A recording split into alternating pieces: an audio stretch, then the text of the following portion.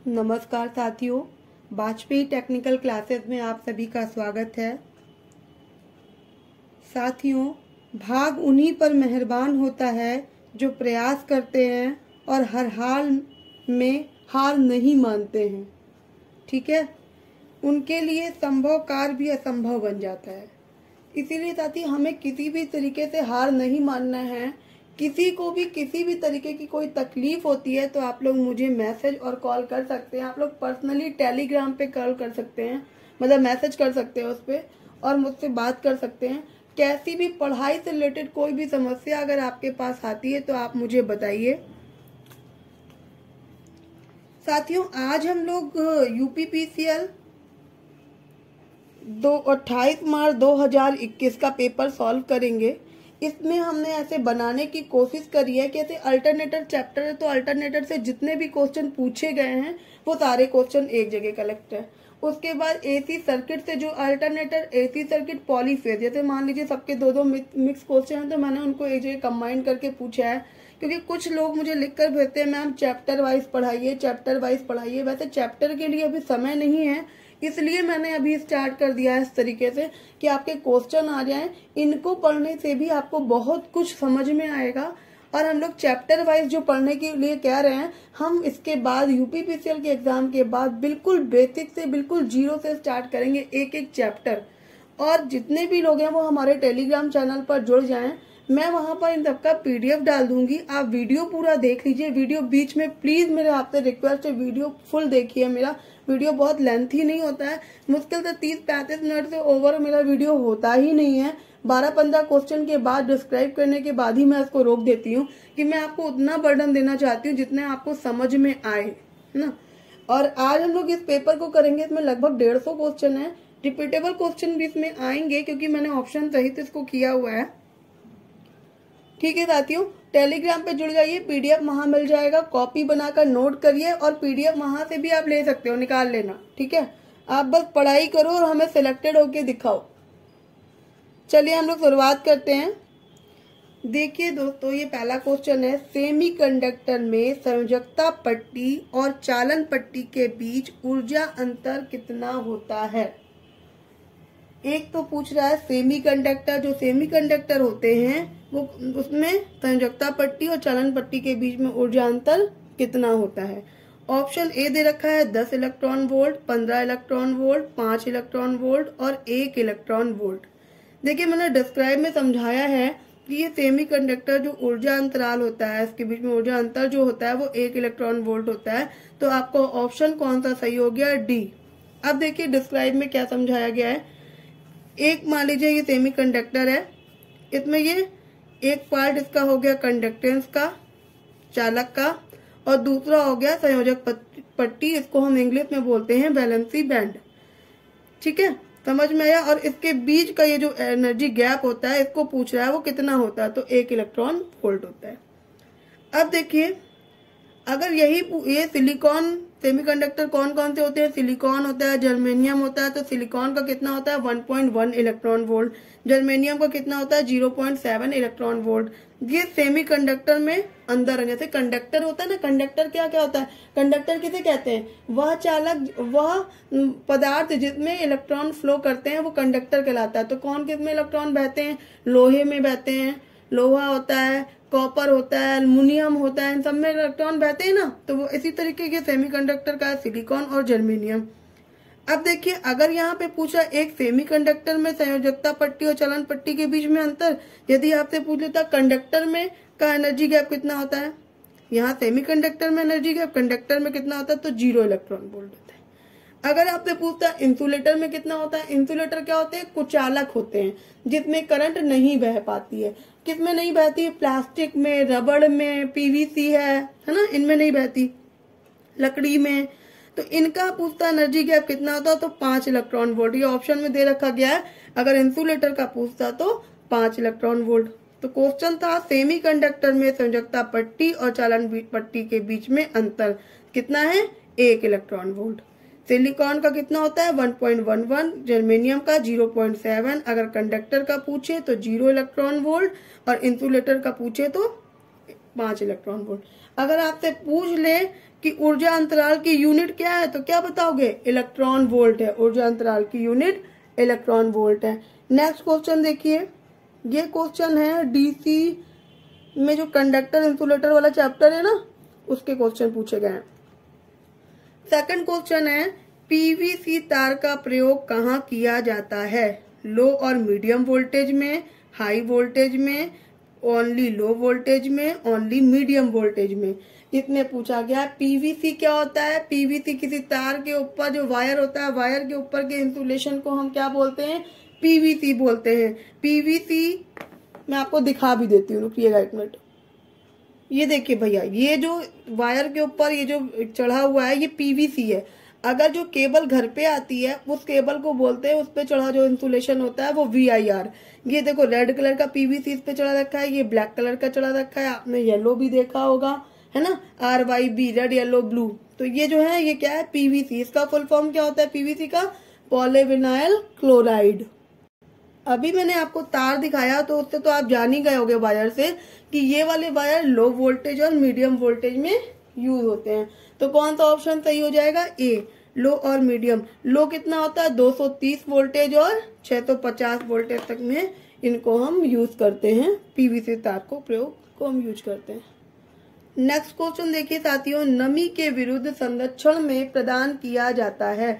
मतलब भी जहां भी नमी होती है वहां पर कौन सी वायरिंग होती है, कौन सा संरक्षण देते हैं? तो इसमें लिखा है conduit wiring, cleat wiring, CTS wiring, batten wiring. मैं ये बार बार आपको डिस्क्राइब कर चुकी हूँ कि कोल्ड स्टोरेज में कौन सी वायरिंग होती है, नमी वाले स्थानों में कौन सी वायरिंग होती है, घरों में कौन सी वायरिंग होती है। और मतलब इस तरीके से मैंने आपको डिस्क्रिप्शन पुराने वीडियोस में किया है। साथियों पूरा वीडियो देखिए और डिस्क्रिप्शन को तुरंत ही आप उसको नोट कर लो और रात में लेटते टाइम एक बार पढ़ के जरूर सो। तो इसमें देखिए कौन सा है आंसर दीजिए। इसमें देखिए मैंने आंसर लिख रखा already, CTS wiring, cap tyre sheet वाली जो वायरिंग होती है वो नमी वाले स्थानों में की जाती है। ठीक है, फिर देखिए क्वेश्चन फिर आ गया, पीवीसी का फुल फॉर्म पॉलीविनाइल क्लोराइड। मेरा एक फुल फॉर्म का वीडियो पड़ा हुआ है, मैं बहुत बार उसका जो PDF टेलीग्राम पे डाल चुकी हूँ, आप लोग वहां से ले लीजिएगा। और वो 150 करीबन 144 वो है फुल फॉर्म इलेक्ट्रॉनिक्स, और इसके 4-5 फुल फॉर्म आ जाते हैं। आप सारे फुल फॉर्म को देख लीजिए, सारे एग्जाम में पूछे गए फुल फॉर्म है वो। ठीक है, अब आगे बढ़ते हैं। नेक्स्ट क्वेश्चन है, 1 न्यूटन मीटर निम्न में से किसके बराबर होता है? Option A 5 joule, 1 what, 1 joule second और 1 जूल। देखिए मैंने डिस्क्राइब करके आपको समझाया है, 1 जूल बराबर होता है न्यूटन इंटू मीटर। क्यों? क्योंकि कार का जो फार्मूला होता है, कार्य बराबर होता है बल गुणे विस्थापन। बल को हम न्यूटन से कम, बल का मात्रक होता है न्यूटन, विस्थापन मतलब दूरी का मतलब क्या हो गया?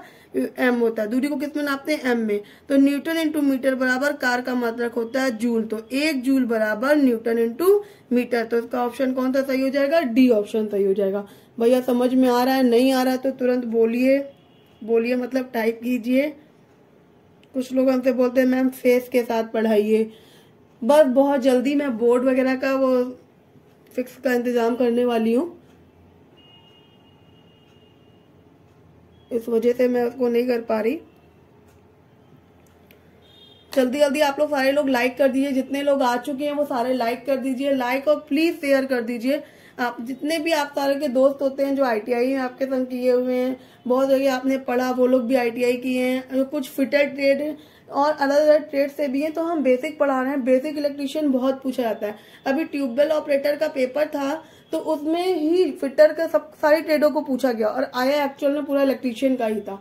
तो मेरे बहुत सारे साथी जो मेरे संग हैं वो लोग क्या करते हैं कि प्रियंका मेरे को इलेक्ट्रीशियन के नोट्स दे दो, मेरे को इलेक्ट्रिकल का चाहिए, तो मैं उनको देती हूँ। तो आप अदर ट्रेड वाले जितने भी बंदे हैं ना, ये बेसिक इलेक्ट्रिसिटी है, उनको भी आप सबको शेयर कर दो, जितने भी, प्लीज सारे शेयर कर दो। आवृत्ति, अब इसमें नेक्स्ट क्वेश्चन है, आवृत्ति जितनी ... बिजली का झटका उतना ही, मतलब इसमें पूछा गया है आवृत्ति कितनी होगी, कम होगी या ज्यादा होगी, बिजली का झटका कितना लगेगा, कम या ज्यादा। इसको हम भैया थोड़ा सा ऑप्शन से नहीं, थोड़ा सा माइंड से करते हैं। डीसी में क्या होता है, फ्रीक्वेंसी क्या होती है, डीसी की फ्रीक्वेंसी एकदम 0 होती है। डीसी कैसे चलती है, डीसी आपकी ऐसे चलती है सीधे। और एसी कैसे चलती है, एसी में फ्रीक्वेंसी होती है वो 50 हर्ट्ज जो हम पढ़ते हैं, है ना। तो डीसी में क्या होता है, फ्रीक्वेंसी नहीं होती है। तो डीसी में जितने फ्रीक्वेंसी कम होती है, लेकिन डीसी हमको शॉक ज्यादा देता है ना। डीसी क्या करता है, बहुत तेज से झटका देता है, बल्कि वो तो चपका ही लेता है। तो इसमें क्या हो जाएगा, हमने लिख भी रखा है डीसी में फ्रीक्वेंसी कम, शॉक हैवी लगता है। तो हमारा कौन सा ऑप्शन हो जाएगा, सी नंबर, डी कम अधिक। ऑप्शन था अधिक कम, तो अधिक कम तो नहीं होगा, अधिक अधिक कम अधिक कम कम, तो इसका ऑप्शन हो गया सी। नेक्स्ट क्वेश्चन हम करते हैं, सारे उसी चैप्टर से रिलेटेड पूछे गए हैं। देखिए, उच्च तापमान पर प्रतिरोध में वृद्धि दिखाने वाले पदार्थ में होता है, क्या होता है, ये कौन सा पदार्थ होता है। ऑप्शन दे रखा गया, एक धनात्मक तापमान गुणांक मतलब कि पॉजिटिव टेम्परेचर कोफिशिएंट, दूसरा है हाई स्थायित्व मतलब उच्च स्थायित्व, तीसरा है ऋणात्मक तापमान गुणांक, चौथा है उच्च रोधन है। ठीक है, अब हम देखते हैं इसको कैसे करते हैं। देखो, हमने आपको पढ़ा रखा था कि उच्च तापमान जो प्रतिरोध होते हैं उसमें उनका पूरा एक हमने वो बनाया है, पूरा उसका जितना भी 5-7 पॉइंट है वो हम लास्ट वीडियो में डाल चुके हैं, उसका जितना भी क्लेरिफिकेशन था। देखिए, तापमान गुणांक 2 प्रकार के होते हैं। एक होता है पीटीसी, पीटीसी का फुल फॉर्म होता है पॉजिटिव टेम्परेचर कोफिशिएंट। एक होता है एनटीसी, एनटीसी का होता है निगेटिव टेम्परेचर कोफिशिएंट। पीटीसी में क्या कंडीशन होती है कि जब भी प्रतिरोध में वृद्धि होगी तो टेम्परेचर बढ़ेगा, तो रेजिस्टेंस बढ़ेगा और कंडक्टेंस कम होगा। क्या होगा, टेम्परेचर बढ़ता है, रेजिस्टेंस बढ़ता है, तो कंडक्टेंस कम होता है। ये होता है पीटीसी में। और एनटीसी में क्या होता है, निगेटिव टेम्परेचर कोफिशिएंट में क्या होता है, इसमें होता है जब टेम्परेचर बढ़ता है तो रेजिस्टेंस घटता है और कंडक्टेंस बढ़ता है। भैया समझ में आया।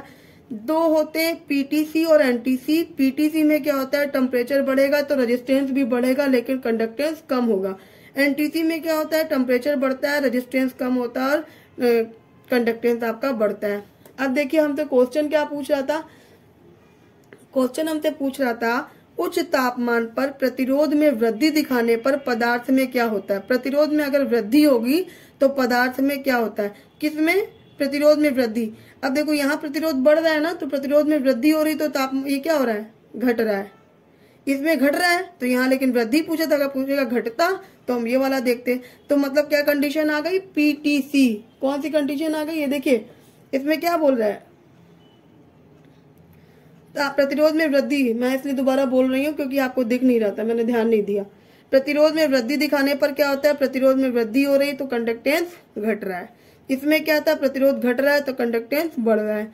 तो ये कंडीशन किस वाले में है, पीटीसी में। अब इसमें ऑप्शन देखो, धनात्मक तापमान गुणांक, हाँ, प्रतिरोध में वृद्धि होने पर प्रतिरोध घटता है, तो ये कौन सी कंडीशन में आ रहा है, धनात्मक में, पीटीसी में। आया समझ में। हल्का सा दिमाग लगाने की जरूरत है।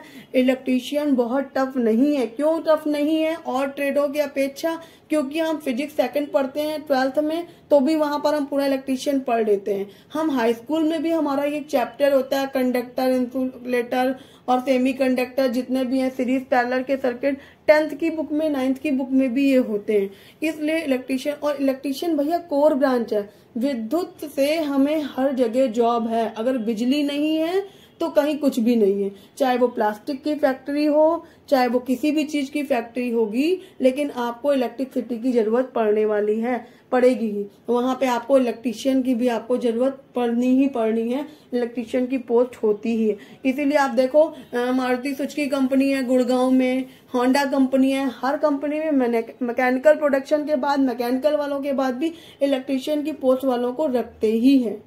ठीक है, इसीलिए इलेक्ट्रिकल कोर ब्रांच बोलते हैं, मतलब इलेक्ट्रिक का काम हर जगह है, जब तक बिजली रहेगी ही रहेगी। ठीक है, आगे बढ़ते हैं। क्वेश्चन कलेक्ट करने की वजह से ना, एक तो पेजेस बहुत पलटने पड़े, तो थोड़ा सा क्वेश्चन आगे पीछे हो गया, इसलिए मैंने इस बार नंबरिंग नहीं करी है।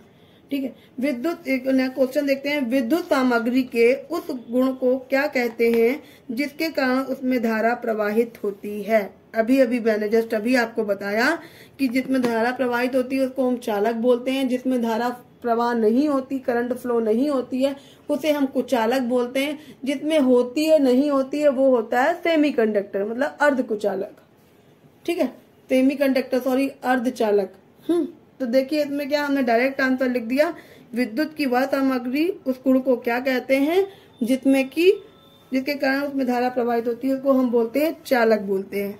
ठीक, आंसर लिख दिया। परिभाषा देखो कैसे पूछी गई है। अब देखिए नेक्स्ट क्वेश्चन क्या है। 1 किलोवाट आवर विद्युत ऊर्जा के बराबर है 3600 जूल, 860 किलो कैलोरी, 3600 वाट, ये 3600 जूल, 4186 जूल। भैया 1 किलो कैलोरी 1 किलो आवर बराबर होता है 1000 वाट 3600 सेकंड। तो क्या निकल के आता है, देखो मैंने यहाँ लिख दिया वाट और सेकंड, तो 36 गुणे 10 की पावर 5 जूल आता है। लेकिन इसमें हमें ऑप्शन में नहीं मिल रहा है, 36 जूल मिल रहा है, तो ये नहीं। इसमें आंसर कंफ्यूजन था, लेकिन मैं आपको बता दूं इसका आंसर बी आएगा, क्योंकि यहाँ पे किलो कैलोरी की बात कर दी। वॉट की बात करता तो भी नहीं आता, क्योंकि वॉट होता नहीं है। और 3600 जूल की बात हो रही है, तो 36 जूल में 10 टू पावर 5 जूल होता है, ये भी नहीं होगा और ये भी नहीं होगा। इसमें किलो कैलोरी ये मैं डिस्क्राइब कर दूं, क्योंकि ये मैं आपको बता रही हूँ, ये आयोग ने निर्धारित किया ये आंसर, तो मैंने इसके हिसाब से आपको बता दिया कि यहाँ पर 860 किलो कैलोरी होगा। लेकिन वैसे जो हमारा आंसर है वो उसमें दिया नहीं गया, आयोग ने इसको घोषित किया, तो मैंने आपको ये बता दिया। एसी सर्किट से क्वेश्चन है, इन क्वेश्चनों का लेवल थोड़ा अच्छा है भैया। ये देखिए एसी सर्किट में इंडक्टिव रिएक्टेंस और फ्रीक्वेंसी के बीच का संबंध पूछा गया है। क्या संबंध है? ऑप्शन ए दे रखा गया है एक्सएल बराबर 1/2 पाई FL, बी है एक्सएल बराबर 4 पाई FL, सी है एक्सएल बराबर 2 FL और डी है एक्सएल बराबर 2 पाई FL। तो हम देखते हैं इसके ऑप्शन को, देखते हैं। देख लिया आपने कि क्या दे रखा है, अब हम आपको बताते हैं डिस्क्राइब करा के कि कैसे ये इसको निकालेंगे। देखो एक्सएल बराबर होता है ओमेगा एल। थोड़ा सा भी जितने पढ़ाई कर रखी है वो समझ जाएगा, वरना इसमें कुछ बेसिक बहुत ज्यादा समझने की चीज नहीं है। आप इतना ध्यान रखो, एक्सएल बराबर होता है ओमेगा एल और ओमेगा बराबर क्या होता है 2 पाई एफ। ओमेगा बराबर 2 पाई एफ, तो हम एक्सएल बराबर क्या निकाल लेंगे, तो 2 पाई एफ एल। ठीक है, तो इंडक्टिव रिएक्टेंस को हम किससे बताते हैं? इंडक्टिव रिएक्टेंस होता है भैया एक्सएल, ये जो है ये है एक्सएल और फ्रिक्वेंसी है ये, इनमें संबंध पूछा गया था। ठीक है, तो एक्सएल बराबर 2 पाई एफ एल। तो इसका ऑप्शन कौन सा सही हो जाएगा, आंसर नंबर कौन सा हो जाएगा, एक्सएल बराबर 2 पाई एफ एल। तो इसका ऑप्शन सही हो जाएगा डी नंबर। ये क्या था, ये था इंडक्टिव रिएक्टेंस और फ्रीक्वेंसी में संबंध था। हमने देखा एक्सएल बराबर होता है ओमेगा एल, ओमेगा बराबर होता है 2 पाई एफ एल। तो यहाँ पर 2 पाई एफ और एक्सएल बराबर हम निकालेंगे, तो 2 पाई एफ हमने ये लिख दिया और एल यहाँ बचा था वो लिख दिया, तो संबंध आपका निकला है। अगर यही आपसे पूछता कैपेसिटिव रिएक्टेंस बराबर मतलब एक्सी बराबर, तब क्या होता, तो यहाँ पर लिखते एक्सी 1/2 पाई एफ सी। ठीक है, और याद रखिएगा इंडक्टिव रिएक्टेंस और कैपेसिटिव रिएक्टेंस इन दोनों, ये दोनों की यूनिट, दोनों का मात्रक होता है ओम। समझ में आ रहा है ना? क्वेश्चन का लेवल बढ़ा है, देखो थोड़ा सा यूपीपीसीएल का मैंने बेसिक अब खत्म करके, बहुत लोग चैप्टर वाइज पढ़ना चाह रहे थे तो उस तरीके से भी करने की कोशिश की है। अब देखिए नेक्स्ट क्वेश्चन क्या है, साइन वेव की एक एसी का पीक फैक्टर क्या है? ऑप्शन ए दे रखा गया है, ये साइन वेव है, साइन वेव की एसी का पीक फैक्टर का मान क्या होता है? पीक फैक्टर का मान क्या होता है भैया? पीक फैक्टर इसमें ऑप्शन दे रखे हैं 11.1, 1.414, 14.14, 1.11। अब देखिए पीक फैक्टर को हम पहले क्या क्या नाम से जानते हैं। पीक फैक्टर को हम उच्चतम मान, शिखर मान और एक और लिखा मैंने अभी पढ़ा है चरम मान। चरम मान ये होता है वीएम बराबर VRMS, मैक्सिमम मतलब इसका जो रेजिस्टेंस होता है, सॉरी मैक्सिमम वोल्टेज बराबर VRMS होता है, RMS वैल्यू। तो VRMS बराबर क्या होता है, V मैक्सिमम बटे √2। अब इसमें से क्या हो गया, ये कैंसिल हो गया, बचा √2। √2 का मान कितना होता है 1.414। तो क्या हो गया, साइन वेव का पीक फैक्टर का मान कितना होता है 1.414। ये कैसे निकाला जाता है मैंने वो भी बता दिया। वैसे तो डायरेक्ट आंसर आपका ये बी हो गया 1.414। पीक फैक्टर का मान होता है 1.414 और फ्रॉम फैक्टर का मान होता है 1.11। फ्रॉम फैक्टर बराबर होता क्या है? फ्रॉम फैक्टर बराबर होता है RMS value upon average value. RMS value का मान कितना होता है? 0.707 और 0.67। इसमें इसका भाग देते हैं तो आ जाता है 1.11। आ रहा है समझ में भैया? आगे बढ़ूं? कामयाबी की भूख बढ़ाओ आप लोग, जल्दी जल्दी आओ नौकरी में। कामयाबी की भूख बढ़ाओ, अपना लक्ष्य आपको चुभता रहे, नींद मत आने देना अपने आप को। थक जाओ लेकिन सोचो नहीं मुझे यूपीपीसीएल क्रैक करना है, इसी बार क्रैक करना है। कंप्यूटर को देखना स्टार्ट कर दो फरवरी के सेकेंड वीक में, क्योंकि एग्जाम हो सकता है आपका फरवरी में। इसलिए फरवरी में हो सकता है क्योंकि अभी एसएससी जीडी के एग्जाम शुरू कर दिए और वो भी ऑनलाइन टाइप का हो रहा है, वो भी वही कंडक्ट करा रहा है जो हम लोग के एग्जाम कंडक्ट कराता है। इसलिए सेंटर खाली नहीं है, तो इसलिए आप लोग थोड़ा सा लग जाओ ध्यान से। देखिए क्या दे रखा है? प्रवर्धक युग्मन में कैपेसिटर का प्रयोग निम्नलिखित किया जाता है। प्रवर्धक युग्मन क्या होता है? ये तो युग्मन हो गया कपल, और प्रवर्धक मतलब ऑसिलेशन में इसका प्रयोग क्यों किया था? डीसी को आउटपुट के साथ मिलाने से रोकने के लिए जो कैपेसिटर यूज करते हैं। क्यों? कैपेसिटर का काम क्या होता है? कैपेसिटर का काम होता है, ऑप्शन ले लीजिएगा, देख लीजिएगा। कैपेसिटर का काम होता है डीसी को ब्लॉक करता है और एसी को पास करता है। मोस्ट इम्पोर्टेंट ये चीजें बहुत पूछी जाती हैं इंटरव्यूज वगैरह में, ठीक है। डीसी को ब्लॉक करता है, एसी को पास करता है। लोग सोचेंगे इंटरव्यू कहाँ होता है? भैया अगर मान लो गवर्नमेंट जॉब में नहीं आ रहे हैं, बहुत लोग नहीं आ पाते हैं, तो कि कुछ घर की परिस्थितियां होती हैं, लोगों को प्राइवेट सेक्टर में जॉब करना पड़ता है। वो सोचते हैं अच्छे सेंटर पे पहुंच जाए, तो कोई टोरेंट पावर में जाते हैं, कोई किसी में मारुति सुजुकी में जाता है, कोई होंडा में जाता है, कोई गुड़गांव या इंडस्ट्रियल एरिया में जाके सर्च करता है, तो वहां पर बेसिक ये सब कुछ पूछ लेते हैं और आपको आना भी चाहिए। 3 phase delta connection pure resistance परिपथ में पावर बताना है कि प्योर पावर क्या होती है डेल्टा कनेक्शन में। ऑप्शन दे रखा गया है √3 phase voltage into phase current. Option b दे रखा है VL मतलब लाइन वोल्टेज बटे बराबर लाइन करंट और सी दे रखा गया है वोल्टेज VL बराबर VL इंटू I अपॉन √3। फिर दे रखा है डी दे रखा गया है √3 VL इंटू IL। तो साथियों हम आपको पहले इसका डिस्क्रिप्शन बताते हैं कि स्टार और डेल्टा में पावर का फॉर्मूला, अगर पावर का फॉर्मूला होता है √3 line voltage into line current into cos pi, ठीक है। अगर फेज करंट पे तो दूसरा फॉर्मूला होता है 3 फेज करंट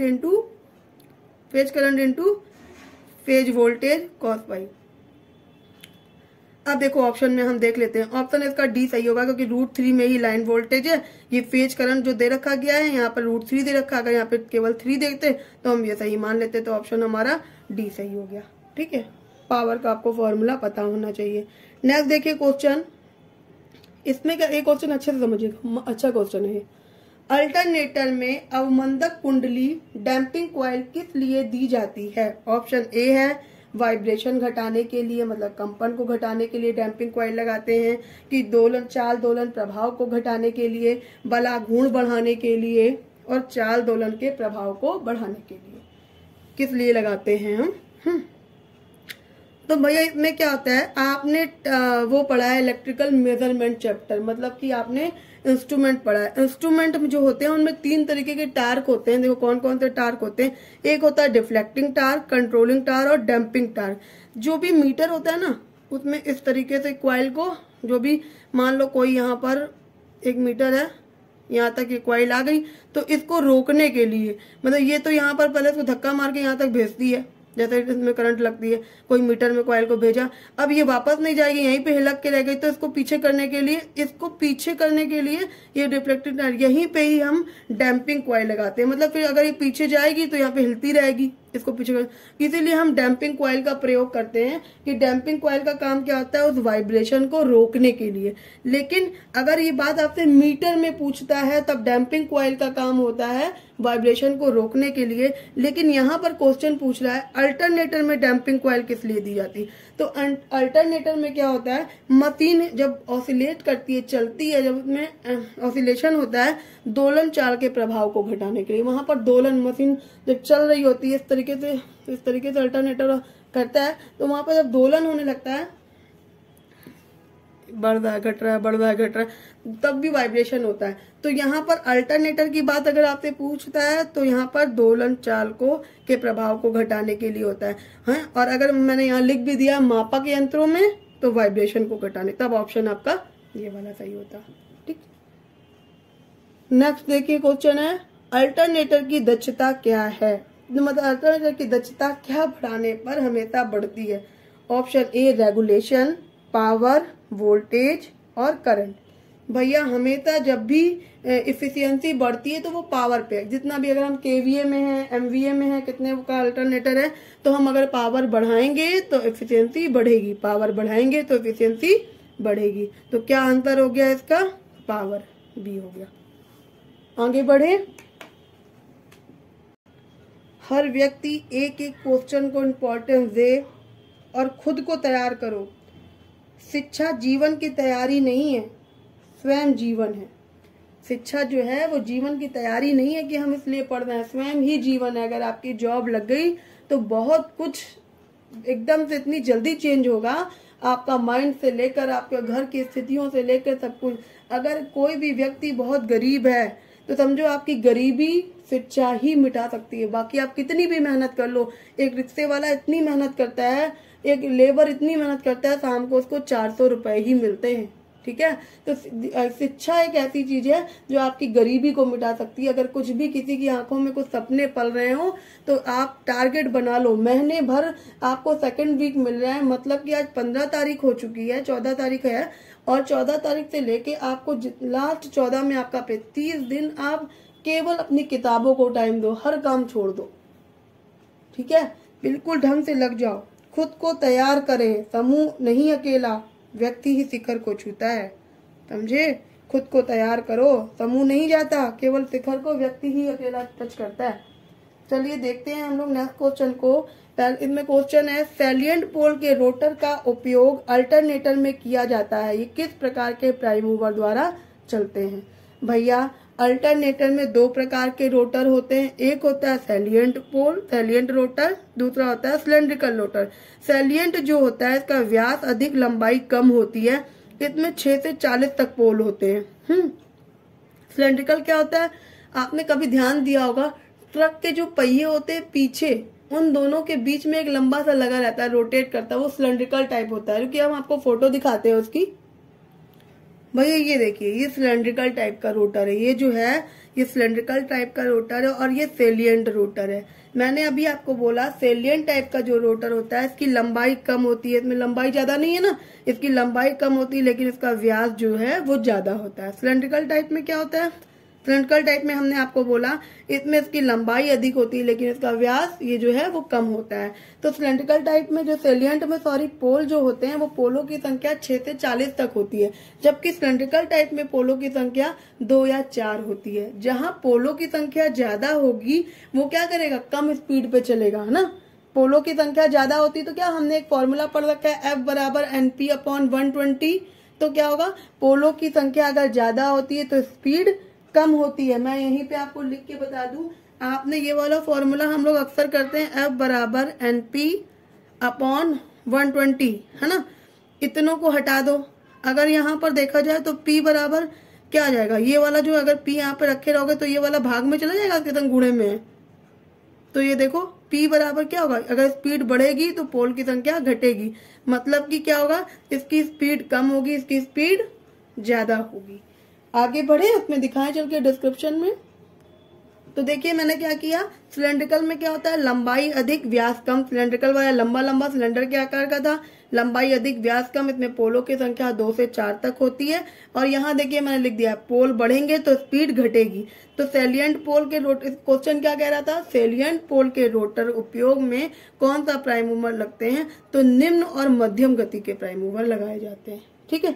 और देखिए ये हाइड्रो में यूज होता है, हाइड्रो पावर प्लांट में, जहाँ पानी से बिजली बनती है वहां पे सेलिएंट यूज होते हैं। नेक्स्ट क्वेश्चन देखिए, किसी कंडेंसर की इकट्ठी हुई एनर्जी E बराबर हाफ सी स्क्वायर। किसी कंडेंसर में इकट्ठी हुई एनर्जी का फॉर्मूला क्या होता है, E बराबर half C V square. Note कर लीजिएगा, ये आया था ऑप्शन मैंने यहाँ लिखे नहीं, डायरेक्ट आंसर लिख दिया।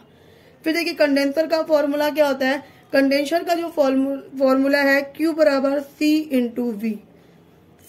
ये भी नोट कर लीजिएगा, पेपर में पूछे गए सारे क्वेश्चन है जो मैंने अभी आपको पेपर दिखाया था उसमें पेपर में पूछे हैं। ये मैंने अल्टरनेटर, पॉलीफेज और इन तरह के क्वेश्चन एक जगह कलेक्ट कर लिए हैं। एसी सर्किट, 1 फैराड बराबर 1 कूलाम बटे वोल्ट, क्योंकि अगर यहाँ पे C रखा रहा और V को हम नीचे ले आए तो कूलाम, Q क्या हो गया, कूलाम, चार्ज का मार्केट कूलाम, और V का क्या हो गया, वोल्टेज का वोल्ट, इसलिए 1 फैराड बराबर क्या होता है, कूलाम बटे वोल्ट। ये 28 मार्च 2021 का पार्ट 1 वीडियो आज आप लोग को मिल गया है। हम इसके साथ साथ ही हम जल्दी इसके सारे पेपर क्वेश्चन सॉल्व करके आप तक पहुंचाते जाएंगे। पार्ट 2, 3 अभी हम लोग 2014 वाला कर रहे थे, उसमें आपको 3 पार्ट में वीडियो मिले, मतलब आपको वहां पे 65 से 70 तक के क्वेश्चन मिल गए। कुछ क्वेश्चन आपके डिस्क्रिप्शन में आ जाते थे। फैराड का क्वेश्चन अभी मैंने आपको दिखाया था, वो एक क्वेश्चन था, मैंने यहाँ पे उसको डिस्क्राइब करके एक जगह कलेक्ट कर दिया, तो एक क्वेश्चन आपका वो बच गया। आपको सेमीकंडक्टर का एनर्जी बैंड पूछा गया था, तो मैंने वहां पर वो मतलब एक क्वेश्चन में वहां पे आपके 3 क्वेश्चन एक ही जगह पे पहुंच गए। ऐसे मैंने करा हुआ है। तो साथियों आप लोग, ये आपको पार्ट 1 मिल गया, प्लीज आप लोग पूरा वीडियो देखिए, जितना ज्यादा से ज्यादा हो उसको आप शेयर कर दीजिए, जितने से आपके साथी जुड़े हों प्लीज। और किसी भी तरीके की कोई शिकायत हो तो मुझे बताइए। टेलीग्राम चैनल ज्वाइन करिए। मैं जितने भी आज PDF बचे हुए थे तीनों पार्ट के, मैं तीनों पार्ट के PDF आज ही डाल देती हूँ उसमें। ठीक है, चलिए नमस्कार साथियों। चलते चलते एक लाइन बोलना चाहूंगी, भाग उन्हीं पर मेहरबान होता है जो प्रयास करते हैं और हार नहीं मानते। ठीक है, मैंने ये लाइन पहले फिर बोली थी, इसीलिए प्रयास करो। किसी भी तरीके की समस्याएं आएंगी लाइफ में, हम भी बहुत सारी चीजों से गुजर के यहाँ पर आए हैं, और पूरे भारत में पता नहीं कहाँ कहाँ जॉब लगी, वहाँ करने के बाद फिर मैं अब अपने स्टेट, अपनी सिटी में, अपने डिस्ट्रिक्ट में फिर वापस अब लौट पाई हूँ। तो अब मैंने उस चीजों को भी, लेकिन आपको कहीं भी कुछ भी मिले आप जॉब करो, है ना, मतलब आप जाओ करो और फिर देखते हैं आगे कैसे क्या होता है। कोशिश करो। UPPCL तो यार इतना अच्छा है कि आपको आपके हम अपना जो आपका जो TG2 पोस्ट है उस पोस्ट पे तो ये आपको अपनी लोकल में ही ज्वाइनिंग दिला देते हैं, आपके आसपास ही सब स्टेशन में मिल जाएगा। ठीक है, किसी को और भी कोई समस्या हो बताइएगा। चलिए ओके, नमस्कार।